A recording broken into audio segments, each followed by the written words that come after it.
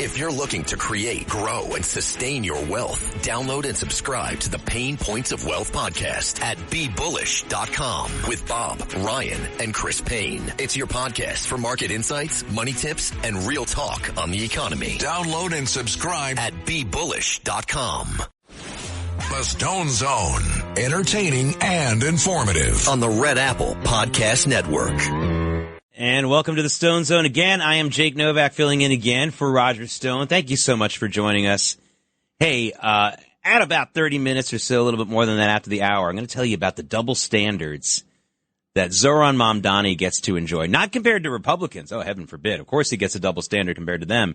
But compared to even other Democrats, they give him an easier time. So I want to get to that. But first, let me get you some of the latest news in Operation Epic Fury. I got to tell you, if you're watching the mainstream news media, you are seeing all doom and gloom, and they're pulling out some of the doom stories out of their you-know-whats. I just saw in the corner of my eye, CNN at the top of the hour, leading with the fact that some building in southern Iraq was damaged, and it was owned partially by Halliburton. That's your lead story? It's not the lead story. I mean, I know some of the producers of Anderson Cooper's show, okay? I'm not going to say their names, but come on, guys. You know better than that. You go with what's the biggest thing going on right now and hopefully the closest thing to actually happening at the moment. I'm going to give you that right now. Right now, Mehrabad Airport in Iran looks like the apocalypse. It's getting bombed to like nothing. It is absolutely being hit really hard, and it's not just because it's an airport. It's because we have known for a long time, both the United States and Israel, that there are Iranian military facilities underneath that airport. Also, by the way, they have some prisons underneath there, too, so maybe they're trying to break out whoever's left in there. That's what's happening right at this moment. I wouldn't say it's the biggest story of the day, but you got to leave with what's happening at the moment, and that's very dramatic. Some building in South Iraq, somewhat damaged, that's owned by Halliburton. That's your lead, CNN? That's your lead, Anderson Cooper? They're looking so hard to find doom and gloom bad news, which you can always find in a war if that's what you want to do, that they are absolutely underserving their audience. Are people paying for a cable subscription to CNN or for stream? But don't. Get your money back. All right, let me get you some of the other big stories of the day. I think the big enduring story of the day is President Trump calling for the unconditional surrender of the Iranian regime. That's a very big deal. We've had so many wars in the past where we haven't exactly called for that. Really, the last time I can remember a war that the United States was involved in where we absolutely demanded unconditional surrender was World War II. We demanded unconditional surrender from Nazi Germany and from Imperial Japan. In Nazi Germany, by the way, a guy named Admiral Donitz tried to do a modified surrender. Basically said, I'll get rid of the Hitler folks, and maybe you let me continue to rule this country. And no dice. We didn't take no deal on that one, Admiral Donitz. Japan asked for unconditional surrender after the second atomic bomb fell on Nagasaki. We've stopped short in a lot of our wars ever since, and sometimes I think it made sense to do that, sometimes it didn't. But that is a very big news that President Trump's calling for that, and I don't think it's a coincidence that he called for it after Israel blew up the underground bunker that was used by the now late Ali Khamenei, the Ayatollah there, and all of his top leaders.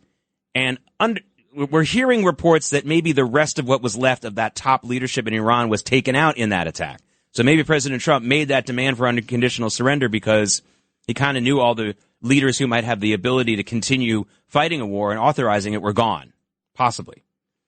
There are reports, by the way, again, this is the second time he's been reported dead in the last week, so I don't want everybody to get completely convinced of this. But yet another report that the son of Ali Khamenei, Mojtaba Khamenei, who was named the new supreme leader earlier in the day, may have been killed in that strike, in that bunker strike that the Israelis carried out. Maybe, maybe not. Again, we'll find out. Wouldn't be surprised if he's dead. Wouldn't be surprised if he isn't. But that's a big story today, in addition to the unconditional surrender and that huge bunker getting attacked. Okay, another big enduring story of the day, according to the Washington Post and some other sources. Russia is giving Iran intelligence about where the American soldiers are. Not so much soldiers because they don't really have boots on the ground, but, our jets, where our ships are. I don't know how much of a big breaking story this is. We know that Iran and Russia have been in cahoots militarily for a long time. Russia likes to cause problems. They don't really care about solutions. They just like to cause problems. And, of course, the bottom line on the story is, so what? It doesn't matter if Iran knows where our ships are and where our jets are. They can't hit them. They're not even trying to hit them. It doesn't take Russia off the hook for what they're doing. But I mean, come on, folks. Let's get a little bit real here. But Russia does like to cause mayhem in the Middle East, and that reminds me of a joke that I have to share with you folks here on the Stone Zone. I'm Jake Novak filling in for Roger Stone. Great joke, and it's still true, about how when the Soviets used to train Egypt and Syrian Air Force pilots when they were fighting wars against Israel in the 60s and 70s, the old joke is they would train them how to fly the MiG jets. And after a couple of weeks, they would leave. And the Syrians and the Egyptians say, wait a minute, you can't leave. You taught us how to fly these jets, but you didn't teach us how to land. And the Soviets said, don't worry, the Israelis will teach you how to land. Which is exactly what happened. That's kind of what's going on right here. They'll tell the Iranians where the U.S. ships are, maybe, if they know, and the jets are. And the Iranians say, well, wait a minute, give us the weapons to fire at them. No, not going to give you that. Not going to happen. They just kind of want to cause problems. Now, here on American soil, I think one of the biggest stories is the fact that we actually haven't seen too many scenes like this. But I'm very excited because this is probably going to be the first U.S. national program that's going to, at least give you some of the sound of what's going on right now, or just ended down in Washington Square Park, not far from the studio where I'm doing this program for you right now. There was an actual vigil for the Ayatollah Khamenei and a support the Iranian regime event. I'm happy to say there was a heavy counter-protest there, but I want to give you some sound from some of the people that were there, giving our very intrepid reporter, and this is his real name, Nino Danino, was there to get some sound. Here's how he was treated when he got there. Can you leave? Like, what are you doing here? You're clearly not here to fight. All you're doing is don't touch me, don't push me. I'm not touching you. All you're doing is coming in here and being a problem. I'm not even talking, I'm literally just recording. It's my job. It is my full-time job. 15 videos of that It's my full-time job to record. You have gotten 15 videos. I have to stream this whole thing. That's what I'm doing. That's a stupid job. You've literally gotten 15 videos over there. You've gotten footage. I've seen you get your footage. Trust. Ask them if I was just streaming. I'm a digital reporter in the city. I don't know what to tell you guys. It's my job. All you come in here is and push people around and try to get your footage. You've gotten 15 videos. Why aren't you harassing any other reporter that's here? Because you're the one making a problem. But I haven't. This is my first time that I've spoken to anybody at this whole event. So. That's untrue. Who did I speak to? I told you to stop pushing me before. No, because I literally wasn't pushing you. Yeah, you walked into me a dozen times. You came in here. You came in here. Leave me alone. I'm allowed to. I'm not going to argue with you. Everyone who's here is just trying to cause a problem. This is such an interesting trend that we see, not just in live incidents like this, but also online. You see a lot, where you see this mostly happening, where people decide to make controversial statements, posts and things like that, and then they're angry and they put it on a public social media platform. And then people like libs of TikTok, all they do is quote you and they say, hey, this is something you posted. You put it out there in public. I'm not stealing it or hacking it from your private files. And then people get upset. And that's what was happening here. These people were at a very public event. By the way, you can't see the video, but all the people who were interacting with our reporter were all wearing masks. They, absolute cowards. They weren't breaking the law. I don't know why they need to have masks other than maybe they want to get nice jobs. Washington Square Park, of course, is unofficially part of the NYU, New York University campus. So there probably were some NYU students. Maybe they're worried about not getting a job after graduation, which does happen to some of these people. In that case, if you don't feel strongly enough about a war that you're not willing to sacrifice your job prospects, then don't go. Be a coward. Don't wear a mask. But anyway, this reminds me of, if you remember the protests at the University of Missouri after the whole Michael Brown situation in Ferguson, Missouri, where students were protesting what was happening, and they got angry at the news media for covering a public protest on public property. And a couple of the news media people came in just to film it, and some professor got really angry that they were actually filming the protest. And she was famously caught on air saying, can I get some muscle over here? Muscle what, to beat up the reporters? I mean, what are you talking about? I mean, this is just incredible.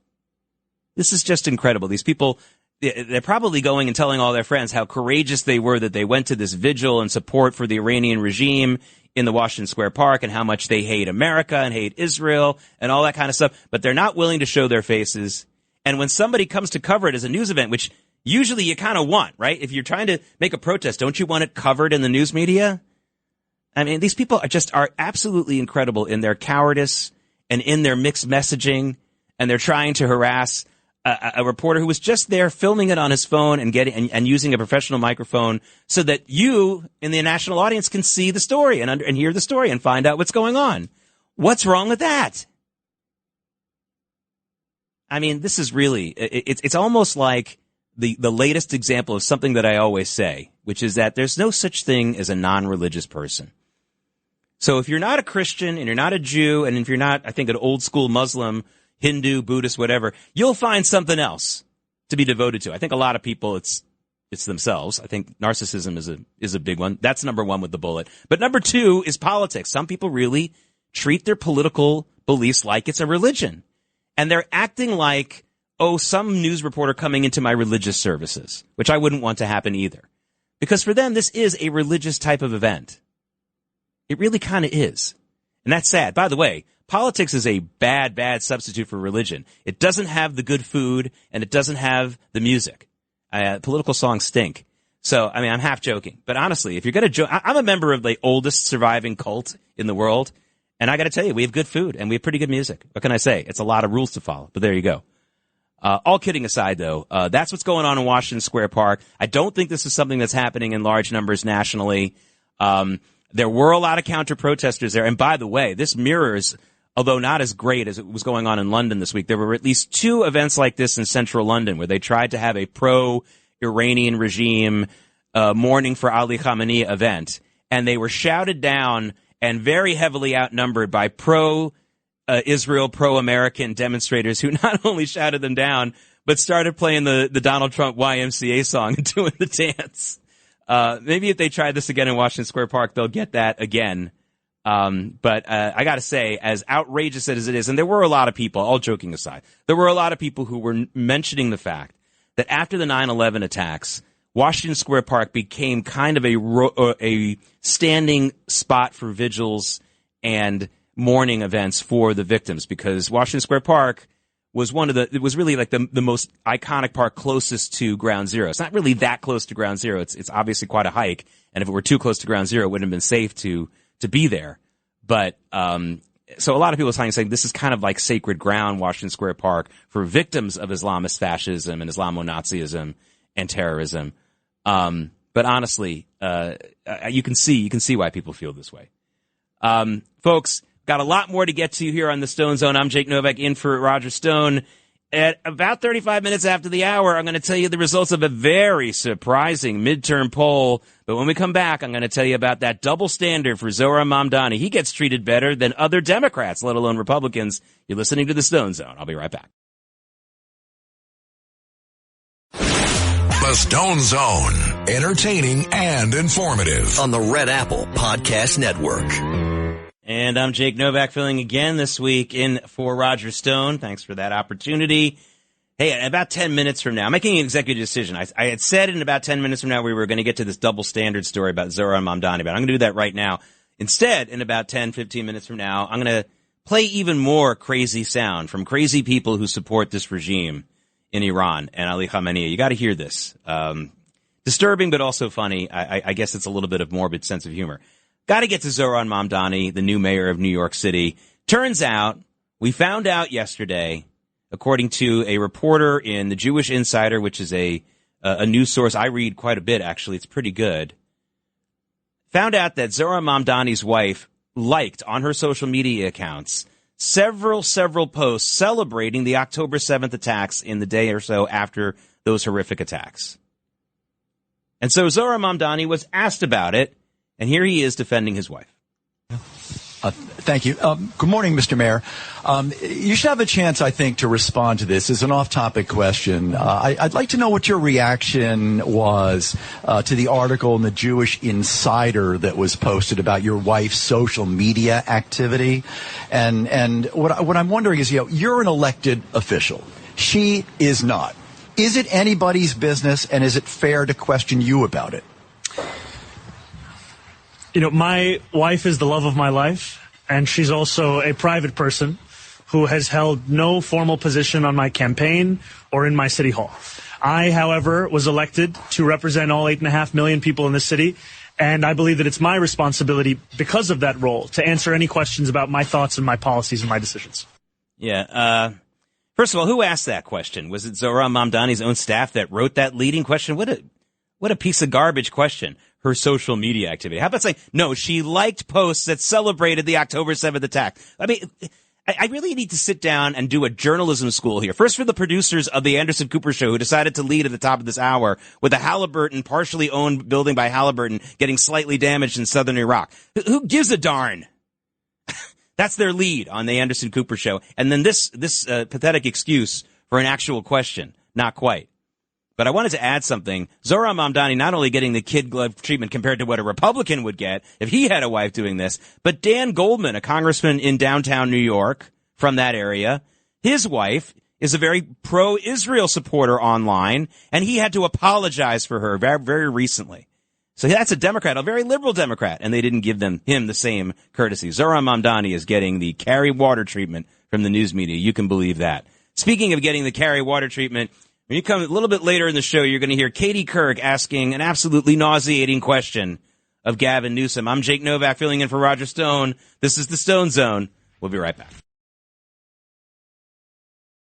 The Stone Zone, entertaining and informative. On the Red Apple Podcast Network. And I'm Jake Novak filling in for Roger Stone for the second time this week. Thank you for joining us here on the Stone Zone.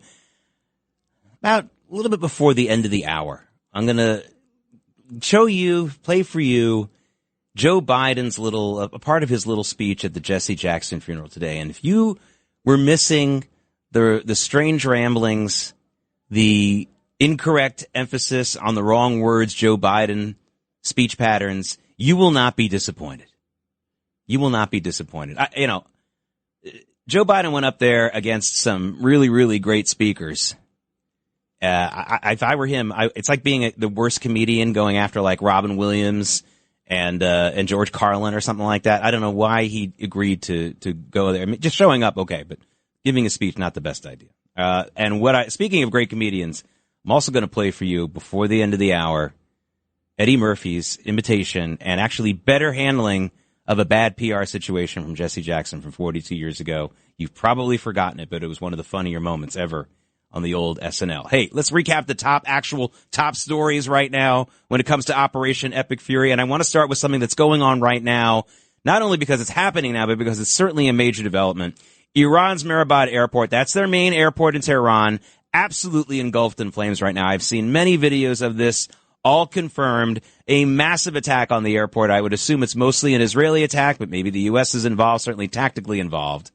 And this is a major development because it isn't just about crippling civilian flights out of Iran, which haven't been happening anyway since last weekend anyway. But we know that the Iranian regime has been using that airport for its military facilities for a long time. There's also apparently a prison there as well that perhaps the Israelis in the United States would like to see destroyed or at least opened up so that the Iranians can't use it anymore to put the protesters there or resistance fighters, that kind of thing.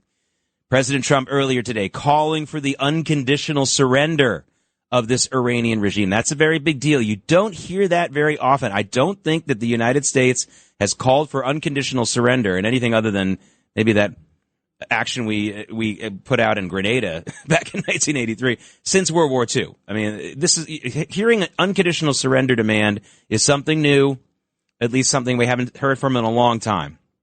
Before President Trump made that demand, the Israelis blew up the super top secret, supposedly impenetrable secret bunker of the now late Ayatollah Ali Khamenei. His son, who was just named the successor earlier in the day, may have been killed in that attack. Certainly another large group of leaders also killed in that attack. So that is something that may have set off President Trump's unconditional surrender demand because he really had some juice to stand behind him on that one, saying, listen, we're going to get you all. You thought that was your best hiding place, and we got you. Also learning today, not really a shocker, and I don't really know how much of an effect this has, but according to a number of reports, including the Washington Post, Russia is giving Iran intel about the location of U.S. and Israeli, probably U.S. forces, the naval ships, maybe some of the jets. So Iran can't hit them. Doesn't matter. I mean, I can know exactly how the defense is going to shift against me. I'm 55 years old, but if you hand the ball off to me in an NFL game, it doesn't matter if I know where the defense is going to move. They're still going to clobber me. It doesn't matter. I don't have any weapons to use against those forces. I guess using the quarterback analogy makes more sense. I might know where the secondary is, but I'm still not going to hit that wide receiver on a slant for 30 yards or more. All right. You get my point? Still, obviously, Russia, not our friend. Russia's been a meddler. Russia just likes to cause problems around the world. By the way, they've been doing this since the czars were in control. This is not just a Soviet thing or a Putin thing. They're big on fake news, and they're big on just causing mayhem every single place. So those are the leads right now in the Operation Epic Fury. That's where we are right now. There's a lot of other stories, of course, in the region, including Israel's very, very large attacks now on Hezbollah in southern Lebanon, which have been going on for a couple of days. That's a major development, too, in the overall region. But I want to focus on the Iran news. And you may have noticed, you didn't hear any cheerleading from me here when I gave you those news stories. I just gave you the truth about what's going on. But compare me to the mainstream news media, and, the mainstream news media is absolutely doom and gloom the whole time. And it's not just the usual news media bias in favor of scary stories to get you interested and to stop you from turning the channel and all that kind of stuff. It's absolute rooting against the United States right now because Trump is president. It's really, really despicable. It's really, really bad. It's also really bad for business. CNN at the top of the hour led with the fact that some building owned by Halliburton in southern Iraq was damaged by it. Who cares? That's your lead story? You have Iran's number one airport totally in flames right now. You have a president of the United States who's demanded unconditional surrender. You've had the lead bunker used by the top leaders of Iran blown to smithereens. That's your lead? Halliburton. Who cares? Unbelievable. Anderson Cooper. I know some of his producers. I worked at CNN a long time ago, but I know some people working on that show. I'm not going to call them out by name, but come on, guys. That's boring news. Why would you lead your hour with that in the middle of a shooting war while the main airport of the largest terrorist sponsor in the world is totally in flames? Why would you? What journalism school tells you to go with that? This just in, we're at war with Iran, but a cat has been rescued from a tree. Roger, can you get, what are you doing? I'm sorry. It just bothers me as someone who's been in TV news journalism and radio news journalism for over 30 years to see that kind of bad business being done. Listen, if you have a liberal-leaning story or an anti-Trump story connected to this war that's big, big, big, and you want to leave with that, okay. But Halliburton-owned building in South Iraq ain't it. All right, I'm off my rant on that. Let's talk about a little bit of domestic news right now. This is a midterm election year.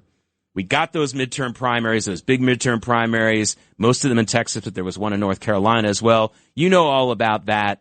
But I want to talk about an interesting poll from the polling source that I trust most.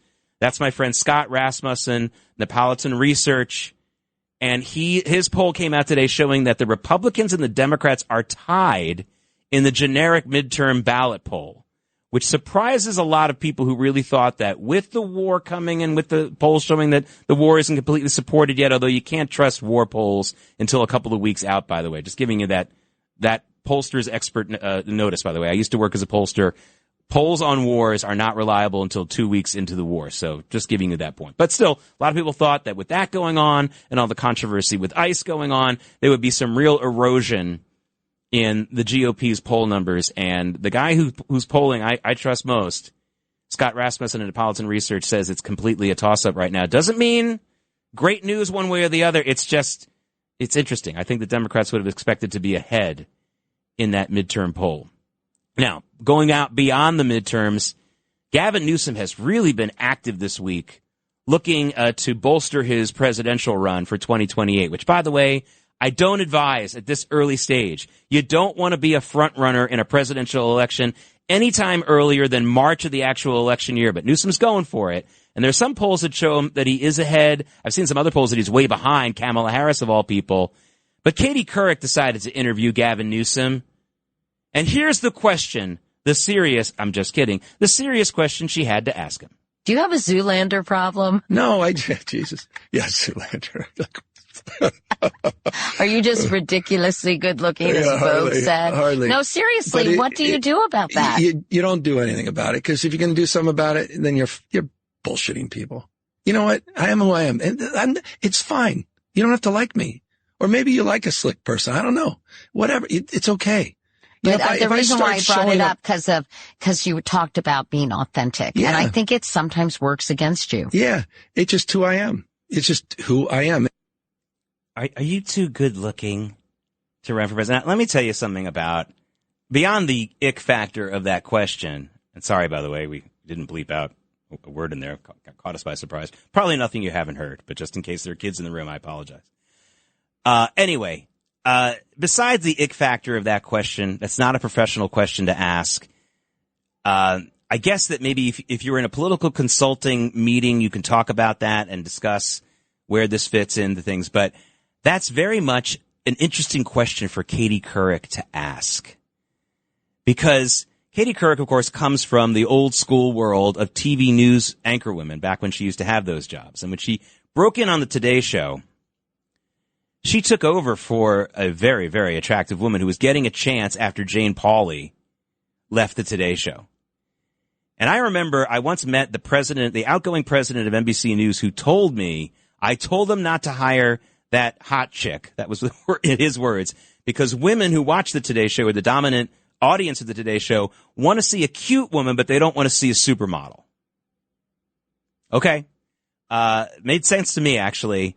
So Katie Couric was trying to think, maybe I should say that to Gavin Newsom. Maybe if he's too good looking, it'll be bad for him. I mean, the shallowness of that question. I don't think that he has a Zoolander problem. I think Katie Couric has a Zoolander problem. Just not a question to ask. And by the way, most people in day-to-day politics are not that good looking. They're kind of good looking. They're sort of, but not quite. Nevertheless, Gavin Newsom, and I'll give her some credit. She did ask him earlier in that podcast interview about some of the disaster stuff going on in California, but she didn't really press him. And it was still like a coffee clutch, obviously a very friendly atmosphere. You don't have to be a barracuda, but the interview was really hard to watch. And I'm embarrassed for her for a lot of reasons. I got to tell you something, really, honestly. Here's another thing I'm embarrassed for. If you've seen all the polls and all the surveys and all the studies lately, we've found that over the last 15, 20 years, men politically have pretty much stayed the same as far as how they vote or they believe on the main issues. Women, though, have gone very far to the left. Very far to the left. And the answer to me is very, very simple. The answer to me is social media. Social media is filled with a lot of, there's obviously conservative talking points on social media, but very heavily left on social media. And if there's one thing that couples don't do together, they used to watch the news together, they used to discuss things like that together, but I have yet to meet a couple that scrolls on social media together, no matter how close that couple is. Maybe a little bit here and there, but for the most part, they don't. And so women are getting these very, very targeted towards them, liberal talking point type stuff on social media that the men aren't seeing. And they're certainly not seeing it together so that the men and the women can talk about it, and then maybe they can sort of talk past the brainwashing. But women have gone much further to the left. The men have stayed the same on the issues. They may have voted Democrat in the past, but on the same issues, feeling the same way. And maybe they became Republicans, but not because they became more conservative ideologically. They just couldn't find a Democrat who met their old ideology in any way whatsoever. Well, I want to play a couple of sound bites from women responding to the war right now. This first is cut 5. This is a woman who's gone viral for her take on the U.S. and Israeli war on Iran. It's just what's happening now. The Iranian people right now, they're going to their deaths. Professor Morandi is telling us this.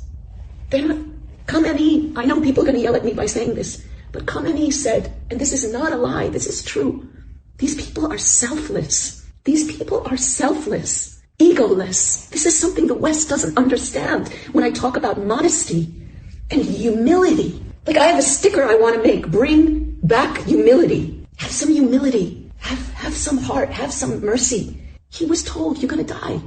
You're going to die if you stay here. He died with his whole family. Martyred him. Martyred? Humility? The guy had a fortune of $200 billion plus. That was the austere, humble man. His son, who may have been eliminated today, also worth tens of billions of dollars. She's talking about humility. She doesn't have any. She's a complete ignoramus. She clearly doesn't know anything about the situation in Iran. Imagine being a woman in Iran who's been attacked and jailed for not covering your hair and having to listen to this woman telling you you're not humble enough or that you don't have enough of a heart. Did she cry for the tens of thousands of Iranians who were killed in these protests? It wasn't even that long ago. It was literally like a month and a half ago. Unbelievable. Here's another woman. Her name is Kalia Walsh. She used to be a volunteer for a bunch of Democrats in Massachusetts working on their campaigns. She's the modern-day Charles Lindbergh. Here she is in Iran talking about how great it is. It's incredibly powerful to be standing amongst the missiles, the drones that are resisting U.S. imperialism and Zionism, that have launched historic strikes on the heart of the genocidal Zionist entity. And what's notable about Iran's missile program and drone development is that it is entirely indigenous to the country. Oh, my goodness. I mean, this is someone who was working with Ed Markey and trying to work with Elizabeth Warren. All right, when we come back, I'm going to play that soundbite that proves that Joe Biden's addled brain is just still as addled as always was, and also you're going to get a real treat from Eddie Murphy. This is Jake Novak in for Roger Stone on the Stone Zone. The Stone Zone, entertaining and informative on the Red Apple Podcast Network. I'm Jake Novak in for Roger Stone this evening. A big domestic story for the mainstream news media today was the funeral for Jesse Jackson. And I think that that's a story worth covering, absolutely. But a lot of them went with hours of coverage of the funeral. Former President Barack Obama gave one of the big eulogies, a bunch of other bigger names. But for some reason, they let Joe Biden talk as well. And here was something that he really thought was important to say. By the way, you know, the continent of Africa is going to be the largest continent in the world in terms of population by the year 2050. The largest in the entire world. Watch, man. Watch. Watch what? Massive overpopulation? There are some countries in Africa that are becoming wealthier, although they still have incredibly corrupt governments. So the wealth is not getting spread all that much. I don't know what the larger population of Africa and what we're supposed to watch. Are we supposed to be afraid of that? I mean, the guy is just, he's so used to pandering to black audiences, he doesn't finish his thought. I guess he's not really capable of doing that. Look, Jesse Jackson, I had some stuff to say about him when he passed away. I understand that it's a story to cover. He was a big newsmaker in this country a very long time ago. What's interesting about MSNBC and CNN taking huge chunks of that funeral today is the fact that neither MSNBC, or call it MS Now, or CNN has had anything to say about Jesse Jackson for years. I mean, I don't think that their listeners, their viewers really, a lot of them knew who he was. But they made it into a big thing. All right, I mean, look, we're in the middle of a major war. I think you take some speeches, they were just on it for a very long time. But as I mentioned when Jesse Jackson passed away, look, he really, I think, believe it or not, kind of ended his career politically before it started. When he came out with an anti-Semitic statement about Jews in New York not supporting him and calling them Heimies, that was back in '84. Believe it or not, I think that's when the ceiling was created for him.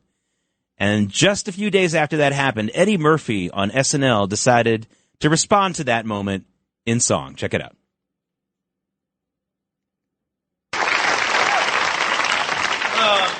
Good evening, ladies and gentlemen. I'm Jesse Jackson. And